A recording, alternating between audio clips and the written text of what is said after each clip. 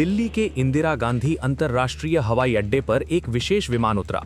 उसमें था रूस का सबसे ताकतवर व्यक्ति, पुतिन के बाद जिसकी सबसे ज्यादा चलती है। नाम है डेनिस मांटुरोव, रूस के पहले उप प्रधानमंत्री। वो सीधे गए पीएम मोदी से मिलने, फिर गए राष्ट्रीय सुरक्षा सलाहकार अजीत डोवाल के पास, फिर विदेश मंत्री जयशंकर से मुलाकात और साथ में वित्त मंत्री निर्मला सीतारमण से भी। 2 दिन में 4 बड़े नामों से मुलाकात। ये कोई साधारण सौजन्य यात्रा नहीं थी, ये एक ऐसी यात्रा थी जिसके पीछे ऊर्जा, रक्षा और वैश्विक भू राजनीति तीनों एक साथ थे। और इसी यात्रा के बीच रूस ने एक ऐसा खुलासा किया जिसने पूरी दुनिया को चौंका दिया। ईरान के नए सर्वोच्च नेता कहाँ हैं? रूस ने बताया। आज हम इस पूरी कहानी को समझेंगे। दोस्तों, पहले ये जानना जरूरी है कि डेनिस मांटुरोव आखिर हैं कौन। रूसी राष्ट्रपति व्लादिमीर पुतिन ने पिछले साल मांटुरोव को खास जिम्मेदारी दी थी, भारत के साथ द्विपक्षीय व्यापार बढ़ाने की। बिजनेस स्टैंडर्ड की माने तो वो सीधे पुतिन के आदेश पर काम करते हैं। मांटुरोव 2 अप्रैल को नई दिल्ली पहुंचे। उन्होंने प्रधानमंत्री मोदी के साथ बैठक की। निवेश, ऊर्जा और उर्वरक सहयोग पर चर्चा हुई। उसके बाद विदेश मंत्री जयशंकर और राष्ट्रीय सुरक्षा सलाहकार अजीत डोवाल से भी मुलाकात की। पीएम मोदी ने खुद सोशल मीडिया पर लिखा, हमने व्यापार, उर्वरकों, आपसी संपर्क और लोगों के बीच संबंधों में हमारे पारस्परिक रूप से लाभकारी सहयोग पर चर्चा की। डोवाल और मांटुरोव की बैठक में द्विपक्षीय रक्षा सहयोग के साथ साथ पश्चिम एशिया संघर्ष समेत विकसित होती क्षेत्रीय सुरक्षा स्थिति पर चर्चा हुई। ये बैठक इसलिए भी बेहद अहम थी क्योंकि ये उसी दिन हुई जब भारत ने रूस से 5 और S-400 मिसाइल प्रणालियों की खरीद को मंजूरी दे दी थी। लेकिन रुकिए, S-400 की खरीद और ईरान जंग का क्या कनेक्शन है? S-400 का नया सौदा, ऑपरेशन सिंदूर से लेकर ईरान जंग तक। ये यात्रा इसलिए और महत्वपूर्ण थी क्योंकि ये उस समय हुई जब भारत ने रूस से 5 अतिरिक्त S-400 वायु रक्षा मिसाइल प्रणालियों की खरीद को मंजूरी दे दी। ये फैसला S-400 प्रणाली की उस क्षमता को देखते हुए लिया गया जो ऑपरेशन सिंदूर के दौरान साबित हुई थी। याद कीजिए, ऑपरेशन सिंदूर मई 2025 में हुआ था। पाकिस्तान के साथ भारत की उस तनातनी में S-400 ने भारत की हवाई सुरक्षा में निर्णायक भूमिका निभाई थी।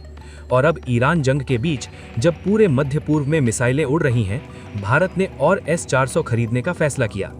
अक्टूबर 2018 में भारत ने रूस के साथ 5 S-400 इकाइयां खरीदने का $5 अरब का समझौता किया था, बावजूद इसके कि अमेरिका ने CAATSA कानून के तहत प्रतिबंधों की चेतावनी दी थी।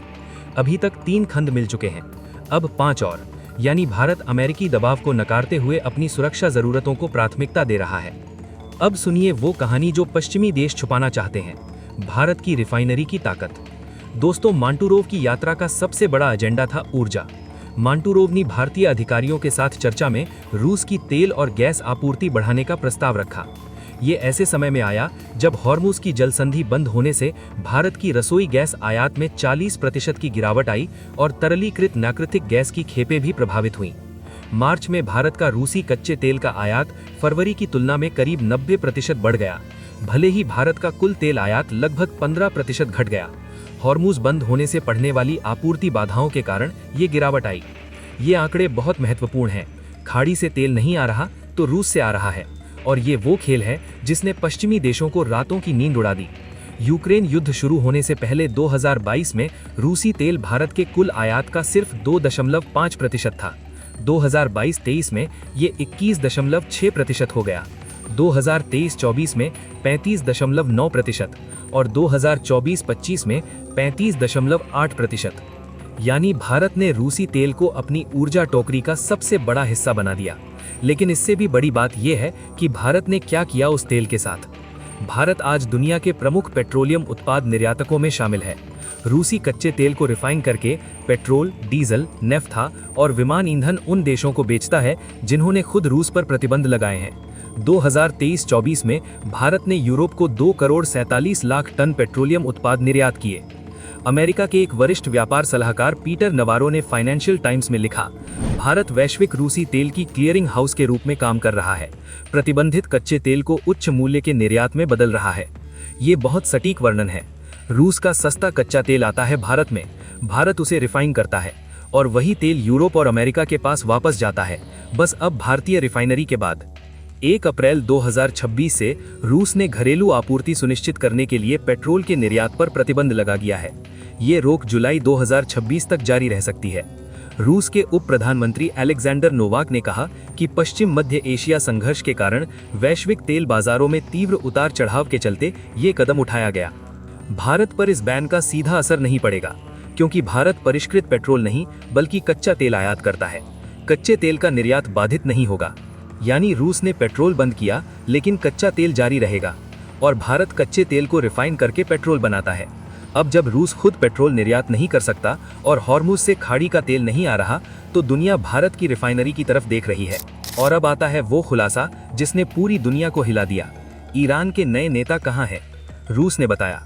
दोस्तों, मांटुरोव की यात्रा से ठीक एक दिन पहले 31 मार्च को रूस ने एक ऐसा बयान दिया जिसने पूरी दुनिया को चौंका दिया। पहले पृष्ठभूमि समझते हैं। 28 फरवरी 2026 को अमेरिका और इजराइल के संयुक्त हमले में ईरान के सर्वोच्च नेता अली खामेनेई मारे गए। उनकी मृत्यु के बाद 8 मार्च को उनके बेटे मोज्तबा खामेनेई को नया सर्वोच्च नेता चुना गया। मोज्तबा 56 वर्षीय हैं। वो अब तक पर्दे के पीछे काम करते थे, सार्वजनिक जीवन में न के बराबर दिखते थे। लेकिन उनकी माता, बहन और बहनोई 28 फरवरी के हमले में मारे गए। नए नेता बनने के बाद से मोज्तबा ने सार्वजनिक रूप से कोई उपस्थिति नहीं दी। उनका पहला संदेश 12 मार्च को आया, लेकिन वो खुद नहीं आए। एक टीवी एंकर ने पढ़कर सुनाया, जबकि पर्दे पर उनकी तस्वीर थी। कुवैती अखबार अल जरीदा ने 16 मार्च को एक बड़ा खुलासा किया। उन्होंने दावा किया कि मोज्तबा खामेनेई को 28 फरवरी के हमले में चोट आई और उन्हें रूसी मिलिट्री विमान से मॉस्को ले जाया गया। पुतिन ने खुद ईरानी राष्ट्रपति पेजेश्कियन से फोन पर बात करके उन्हें रूस भेजने का प्रस्ताव दिया था। रिपोर्ट के अनुसार मोज्तबा का ऑपरेशन हुआ और वो पुतिन के एक राष्ट्रपति आवास के परिसर में एक सुरक्षित चिकित्सा सुविधा में उपचार पा रहे हैं। और फिर 31 मार्च को रूस के ईरान में राजदूत एलेक्सी देदोव ने RTVI को बताया, जैसा कि ईरानी नेतृत्व ने बार बार कहा है, नए नेता ईरान में हैं, लेकिन स्पष्ट कारणों से वो सार्वजनिक रूप से उपस्थित होने से बच रहे हैं। अब यहाँ सबसे अहम सवाल ये है कि रूस ने ये बयान क्यों दिया।